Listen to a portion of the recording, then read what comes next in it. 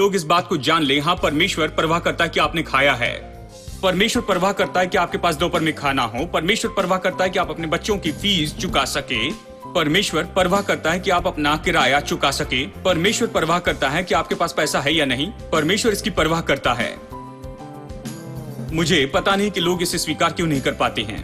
परमेश्वर परवाह करता है। मैं आपको बताऊं दोस्तों, अगर आप आर्थिक रूप में परेशानी में हैं, आप बहुत ही नीचे हैं, मैं आपको बताऊं परमेश्वर परवाह करता है। और कोई परवाह करे या न करे, मैं आपको बताऊं परमेश्वर परवाह करता है।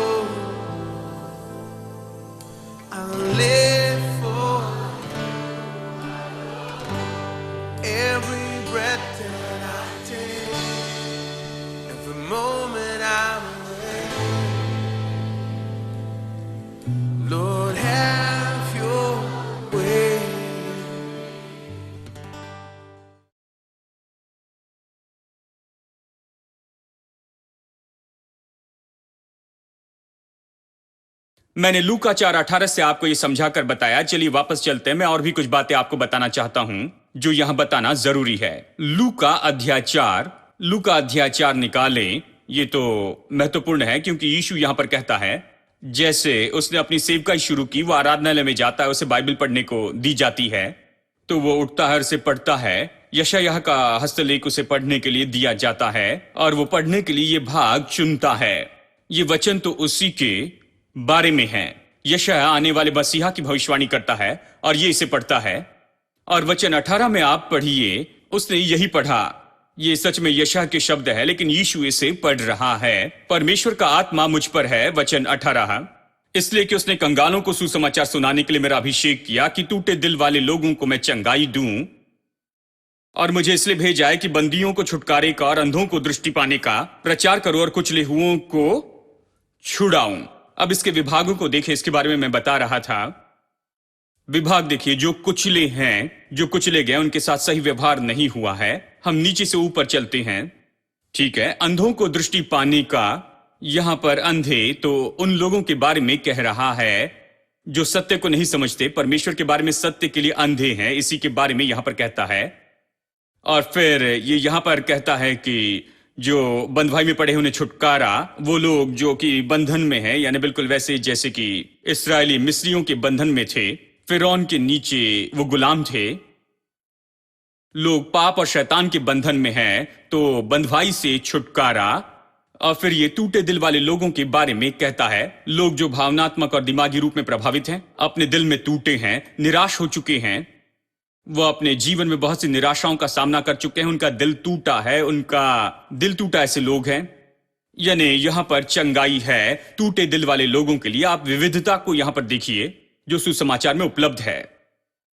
सताए हुए लोगों को देखिए, समाज में बहुत से ऐसे लोग हैं जो सताए जाते हैं। देखिए, समाज उन लोगों को सताता है जो आर्थिक रूप में कमजोर होते हैं। क्योंकि वो आर्थिक रूप में कमजोर है तो ये बड़े लोग उन्हें ज्यादा सताते हैं। स्त्रियों को सताया जाता है, बच्चों को सताया जाता है, बूढ़े लोगों को कई बार सताया जाता है। लोगों को सताया जाता है उनके वंश या उनके रंग के कारण, भाषा और दूसरे बहुत से कारणों से। ये देखिए, संसार में जो सताया जाना है वो जानते हैं, उसके बहुत से पहलू होते हैं। जब भी उन्हें मौका मिलता है कि एक दूसरे को सताए तो बस सताते जाते हैं। सताव तो इस संसार का भाग है और इसके लिए एक जवाब है। हर एक व्यक्ति जो सताया जाता है, सुसमाचार उसे ऊंचा उठाता है। सुसमाचार में इस तरह का प्रभाव है कि जहां भी उसे प्रचार किया जाता है, सताव खत्म होता है, अन्याय खत्म हो जाता है, न्याय किया जाता है और किसी तरह से जिन लोगों को नीचे दबाकर रखा गया, सताया गया था, वो लोग ऊपर आने लगते हैं। ऐसे समाज में सुसमाचार ये करता है। ठीक है, बाकी सभी के साथ ऐसा ही होता है। और फिर आखिरी जो है, मैं जानबूझकर नीचे से ऊपर आया हूं क्योंकि अगर मैं ऊपर से नीचे जाता तो लोग चौंक जाते। यानी पहला ये पहला जो है, ये तो कंगालों को सुसमाचार प्रचार करना है। बहुत से लोगों को यह पसंद नहीं। यीशु ने ऐसा क्यों किया कि कंगालों को सुसमाचार प्रचार करे?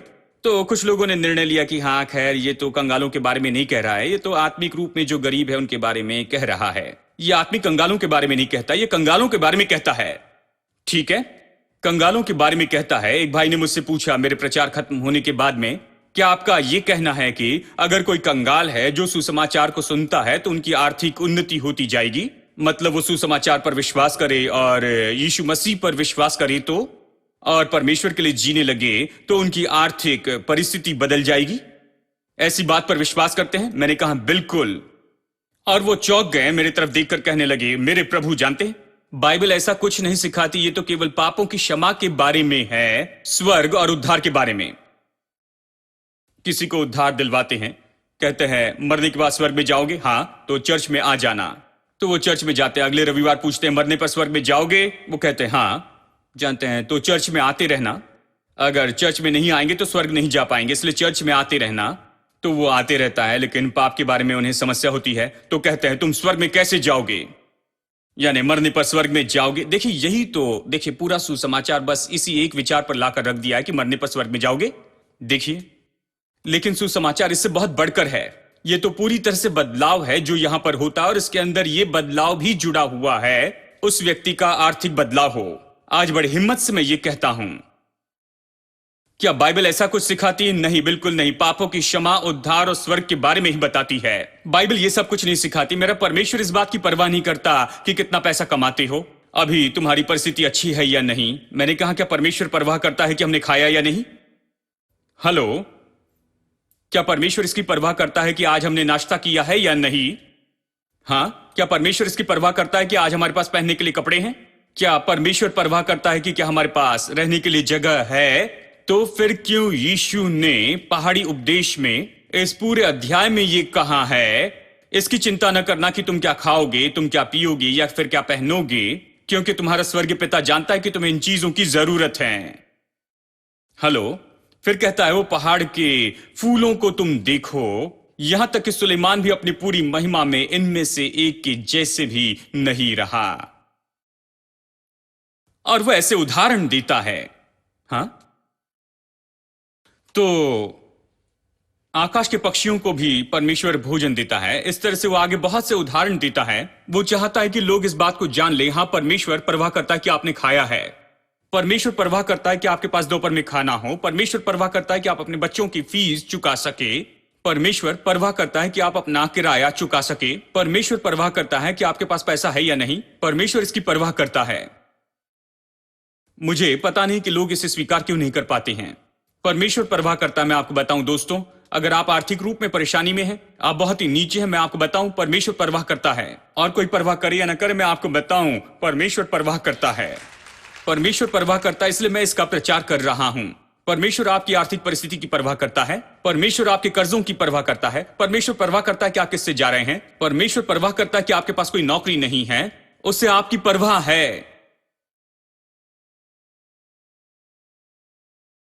यह तो बहुत ही ज्यादा धार्मिक विचारधारा होगी कि परमेश्वर इन सारी बातों की परवाह नहीं करता, वो केवल इसी की परवाह करता है, पापों की क्षमा, उद्धार और फिर स्वर्ग में जाएं।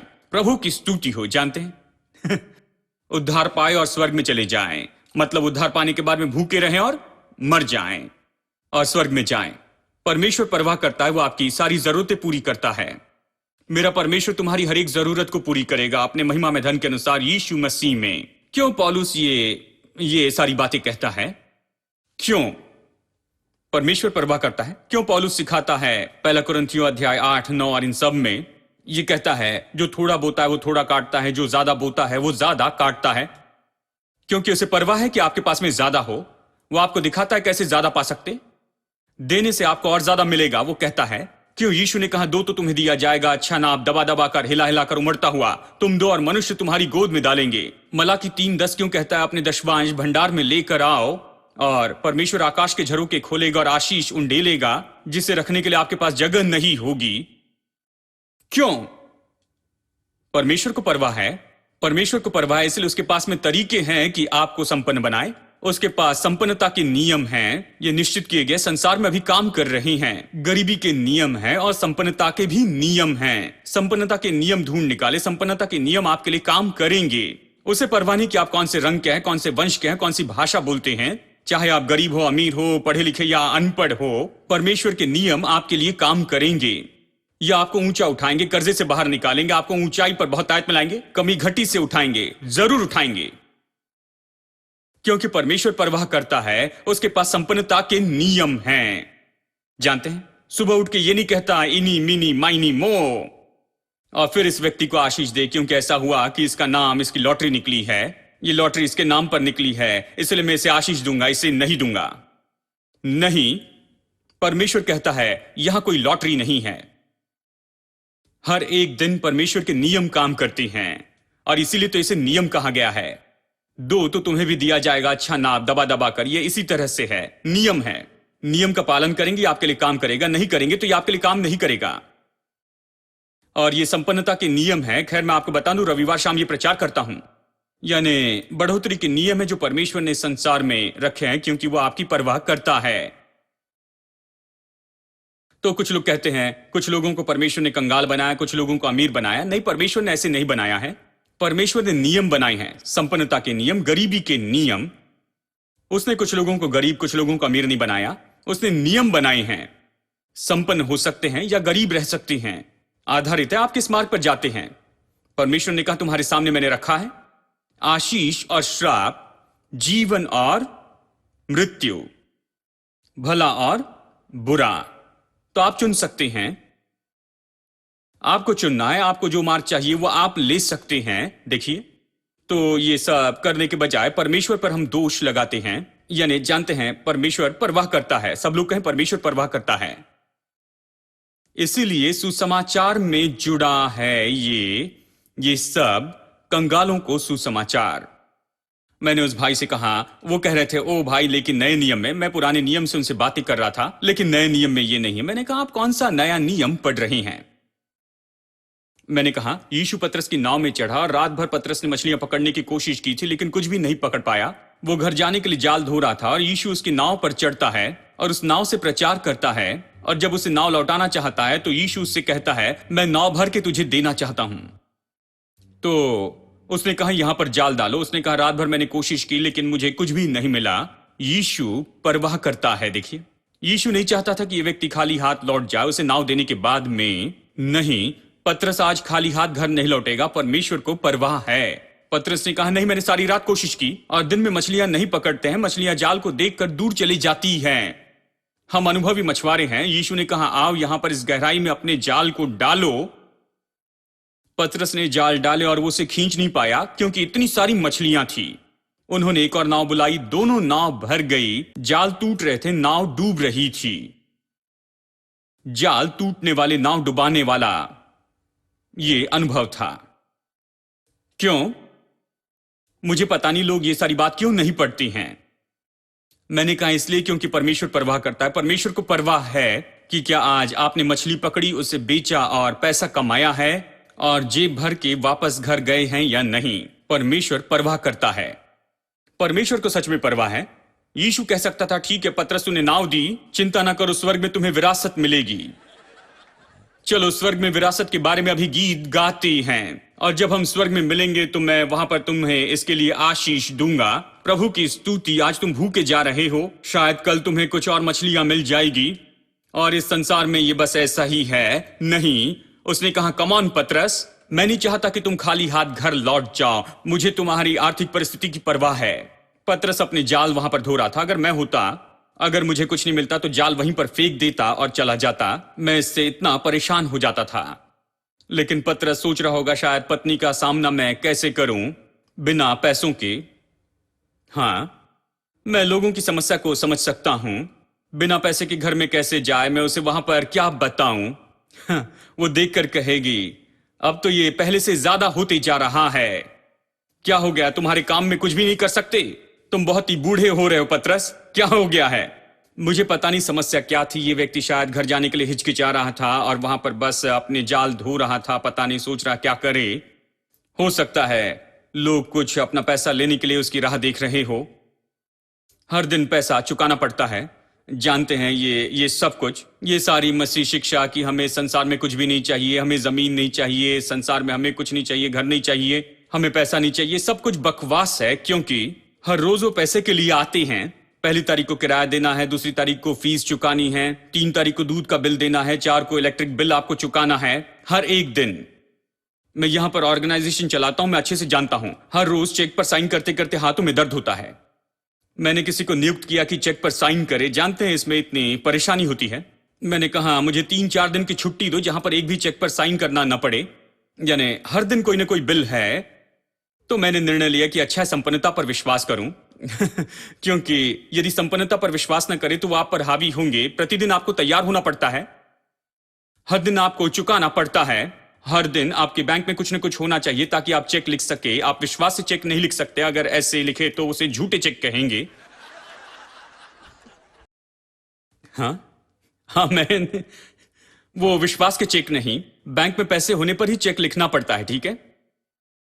तो मैंने संपन्नता पर विश्वास करना शुरू किया। हर समय पैसों की जरूरत पड़ती है, और वो सारे गीत और वो सारी चीजें जो हम गाते थे जब मैं छोटा था, जानते हैं, उसका कुछ भी अर्थ नहीं होता है। प्रतिदिन पैसों की जरूरत होती है। हर जगह आप मुड़िए, सब लोग कहते हैं इसके लिए इतना पैसा लगेगा, ये चुकाना है। घर में जाए तो वहां पर कोई ना कोई बिल चुकाना है। ऑफिस में आइए, किसी चीज का पेमेंट चाहते हैं। अगर सड़क पर भी रुक जाए तो किसी बात के लिए वो पेमेंट चाहते हैं। आप जहां भी मुड़ते हैं वहां पर चुकाते हैं। और इसलिए ये सारी बातें, ये शिक्षा कि हमें क्यों पैसों की जरूरत नहीं है, ये सब गलत है। हमें पैसा चाहिए और ज्यादा चाहिए कि हम वो करें जो परमेश्वर ने करने के लिए बुलाया है। और पैसों में कुछ भी गलत नहीं है। आप पैसों से बिल्कुल न डरें। शायद आप में कुछ गलत हो, पैसों में नहीं है। हाँ, क्या आपने 500 रुपए के नोट देखिए, क्या उसके अंदर कोई गलती दिखाई देती है? हाँ, 500 की 2 नोट लेकर क्या ये कहते हैं ये बुरी नोट है और ये अच्छी नोट है? नहीं, ये दोनों नोट अच्छी है अगर अच्छे व्यक्ति के हाथों में है तो। लेकिन अगर ये गलत मनुष्य के हाथ में आ जाए तो दोनों नोट गलत होती है, क्योंकि वो उससे शराब खरीदता है उससे। लेकिन अगर वो सही व्यक्ति के हाथ में आए तो वो उससे बाइबल खरीदता है। यही तो फर्क है। व्यक्ति में फर्क है, नोट में नहीं। देखिए, कुछ लोग सोचते हैं पैसा बुरा है। नहीं नहीं, देखिए, ये सारे विचार तो हमारे विरुद्ध में आए हैं। इसने हमें संपन्न होने से रोका है। इसने हमें रोका है कि हम इस विरासत को ले लें जो परमेश्वर ने संसार में हमारे लिए रखा है। इस विचार से हमें रोका है कि वो सब ले ले जो परमेश्वर ने हमारे लिए रखा है। अब तो परमेश्वर ने मेरा कंगालों को सुसमाचार प्रचार करने के लिए अभिषेक किया। कंगालों को सुसमाचार प्रचार करने, कंगालों को प्रचार चाहिए। यही तो ये बात है। जानते हैं, उन्हें कुछ नहीं चाहिए, हमारा पैसा भी नहीं चाहिए। देखिए, यीशु यहां पर खड़ा था, मतलब यहां इस आराधनालय में जहां लोग भेंट दिया करते थे। मैं सोचता हूं अगर आज यीशु चर्च में आए तो बहुत से चर्च वाले लोग उसे पहचान भी नहीं पाएंगे। अगर वो आए तो उसे बाहर निकाल देंगे। वो वहां पर खड़ा था, लोग भेंट डाल रहे थे और वो झांक कर देख रहा था कि किसने कितना पैसा डाला है। केवल वो देख ही नहीं रहा था, लेकिन वो तो रनिंग कमेंट्री दे रहा था। उसने कहा ये सब लोग, इनके पास जो बहुतायत थी उसी में से इन्होंने दिया, उन्होंने कुछ दिया। लेकिन उसने कहा स्त्री ने, उसके पास जो भी था, 2 दमड़ी थे, वो उसने दिया, उसके पास जो भी था सब कुछ दे दिया। मैंने इसके बारे में सोचा, कोई बूढ़ी वहां पर आई, उसके पास जो कुछ भी था सब उसने डाल दिया। उसके पास वो 2 छोटे सिक्के थे, उसने वहां पर डाल दिए और उसने डाल दिए। जानते हैं कुछ प्रचारक वो क्या करेंगे? वो स्त्री को बुलाएंगे, 2 सिक्के उठाएंगे और उसे वापस दे देंगे और उसे 3-4 और सिक्के देंगे और कहेंगे अगर आप ये सब यहां पर डाल देंगे तो आपके पास आज खाने के लिए कुछ नहीं होगा, और कल तुम क्या करोगी? तो ये लो आपके 2 सिक्के और मेरे और 5 सिक्के, तुम इसे लेकर घर जाओ। आपको विश्वास नहीं, एक भाई आकर यहां पर उन्होंने ऐसा ही तो किया था। जानते हैं, मुझे याद है कि वो कहीं विदेश से आए थे और उन्होंने इसी तरह से किया और उन्होंने कहा अभी इस समय हम भेंट लेंगे, और जब कोई भेंट देता है तो जो भी देना चाहता है दे, अगर आप लेना चाहते हैं तो आप इसमें से ले ले। ये यहां पर 25 साल पहले हुआ है। जानते हैं, मैं डरता हूं कुछ लोगों को ऊपर आने देने के लिए यहां कुछ भी करने नहीं देता।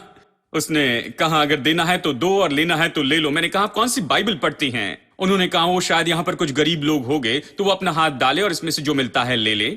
मैंने कहा पहले परमेश्वर के वचन को आप समझ ले। आप इस संसार की गरीबी की समस्या के लिए कोई हल नहीं है। आप यहां खड़े होकर सभी गरीबों को 100 रुपए देकर इस समस्या को हल नहीं कर सकते हैं। आज के लिए शायद समस्या हल कर दें, लेकिन ये तो उनकी समस्या के लिए हल नहीं है। यीशु ने और जो कुछ उसने क्रूस पर किया है यही इनकी समस्या का हल है। इसके बारे में प्रचार करने के बजाय अगर आप पैसा बांटने लग जाएं तो हम परेशानी में फंसेंगे। मैंने एक भाई को सेवकाई में रखा दूसरे शहर में, वो यहां पर पढ़ रहे थे। यहां पर पढ़ने वाला हर कोई बहुत ही अच्छा नहीं होता है। और मैंने पूछा सब कुछ कैसे चल रहा है, और उन्होंने जवाब दिया कि सब ठीक चल रहा है पास्टर, लेकिन अब समस्या है। मैंने पूछा क्यों? क्योंकि बहुत से लोग चर्च छोड़ के चले गए हैं। वहां पर लगभग 50-60 लोग आते थे और अब उनमें से ज्यादातर लोग चले गए थे, इसलिए बहुत ही निराश थे। बहुत से लोग चले गए। मैंने पूछा क्यों? क्योंकि यहाँ पर एक और चर्च है, वहां के जो चीफ पास्टर हैं उनके बहुत से संपर्क हैं और वो लेकर आ रहे हैं जर्सी गाय ऑस्ट्रेलिया से, और चर्च के लोगों को वो बांट रहे हैं। हर परिवार के लिए 2 गायें, अच्छा दूध देने वाली गाय हैं। हर दिन ये गाय लगभग 15 लीटर दूध देती है कि ये लोग इस गाय का दूध निकाले और उसे बेच सके और जी सके, यानी वो मदद करना चाहते हैं। यानी हर घर में हर परिवार को 2 गाय मिलती हैं। तो उन्होंने कहा हमारे सभी लोग उस चर्च में चले गए क्योंकि उन्हें गाय मिल रही हैं और आप कुछ भी नहीं दे रहे हैं। आप हमारे पास्टर हैं और आप कुछ भी नहीं दे रहे हैं। मैंने कहा आपका मतलब क्या है? क्या मैं ऑस्ट्रेलिया में जाऊं और 2000 गाय खरीदूं और यहां पर हार्बर में पहुंचकर उन्हें पुरुषवाक्कम हाई रोड से लेकर आऊं? सब लोग मेरी ओर देखकर कहेंगे देखो सैम चलदुराई 2000 गायों के साथ में जा रहा है, इन्हें देखो। और ये बड़ी सभा कर रहे हैं ताकि 2000 गायों को बांट सकें। मुझे बहुत गुस्सा आया जब उन्होंने कहा आप कुछ नहीं कर रहे हैं, ये लोग इतना कुछ कर रहे हैं अपने लोगों के लिए, से लोग वहां पर जा रहे हैं। मैंने कहा देखो, अगर आप इस तरह से सभी को 2-2 गायें दे दे तो फिर कुछ लोग 2-3 दिन में वापस आएंगे और कहेंगे कि देखो भाई वो तो ऑस्ट्रेलियन गाय है, भाई मेरे घर में कुछ बीमारी हुई और वो मर गई, अब आगे मुझे क्या देंगे? उनकी समस्या कभी हल नहीं होगी। यह आपके तरीके से कभी हल नहीं हो सकती है। आपका मार्ग एकमात्र मार्ग नहीं, यीशु का मार्ग ही सच्चा मार्ग है। मैंने उनसे कहा अगर वो मेरा प्रचार सुनते हैं तो वो अभी केवल 2 गाय ही नहीं लेकिन 2000 गाय भी वो खरीद सकती हैं। और इसलिए मैं 2 गाय नहीं देता हूं, मैं 1 गाय भी नहीं देता हूं और ना ही कोई चिकन देता हूं। अपना चिकन खुद ले ले, अपना चिकन खुद ले ले। मैं किसी को कुछ नहीं दे रहा हूं। यीशु ने यह नहीं कहा कि परमेश्वर का आत्मा मुझ पर है इसलिए कि मैं जर्सी गायें देते रहूं। उसने यह नहीं कहा कि परमेश्वर का आत्मा मुझ पर है कि मैं चिकन बांटते फिरूं। नहीं, उसने कहा परमेश्वर का आत्मा मुझ पर है कि मैं कंगालों को सुसमाचार प्रचार करूं। कंगालों को सुसमाचार प्रचार करूं।